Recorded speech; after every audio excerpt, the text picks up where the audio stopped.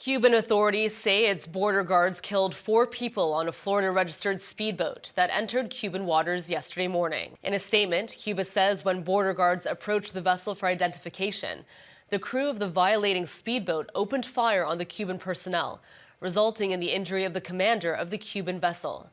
It happened just off of Cuba's north coast. Cuba says 6 people on board the boat were injured and that the occupants were Cubans residing in the U.S. Authorities also detained 1 suspect inside Cuba in connection with the incident. So this morning, we were made aware by Cuban authorities of an incident off the coast of Cuba. We immediately began to look into it. As it stands now, the Department of Homeland Security, the Coast Guard, others are involved. The majority of the information we still possess is what Cuban authorities are providing both the public and the U.S. government. We have our embassy on the ground in Havana working this as we speak, asking for access to the people that were on those vessels, if they were American citizens or permanent residents. According to the Cuban regime, that the boat was registered in Florida. We're tracking that down.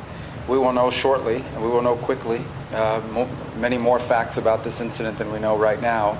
The majority of the facts being publicly reported are those by the information provided by the Cubans.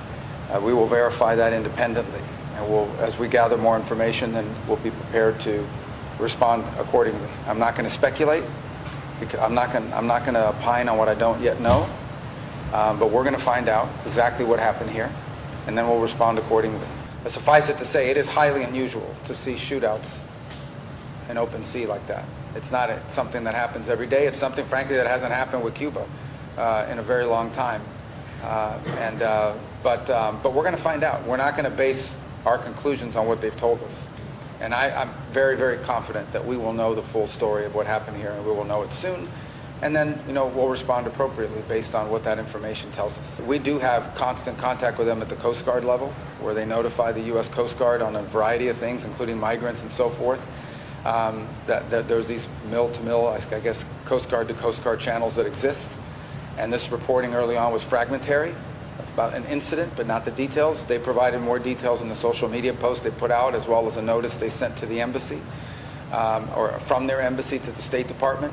But in it is embedded all sorts of facts, or things that they claim to be facts, such as where the ship came from, where the boat came from, who was on it, what happened, and so forth. These are the things we're going to independently verify, and then, we'll present that to the policymakers in our country, including the president, and we'll make determinations based on the facts. Right now, we're still gathering facts. Whatever they were trying to do to facilitate the freedom of the Cuban people, I absolutely applaud it. Anything against the Cuban government, I'm for it, because I'm for the Cuban people. Do you believe anything coming out of the Cuban government? Absolutely right now? not. It's been 60, 70, so many years. What do you believe from these people? I mean, there's nothing to believe.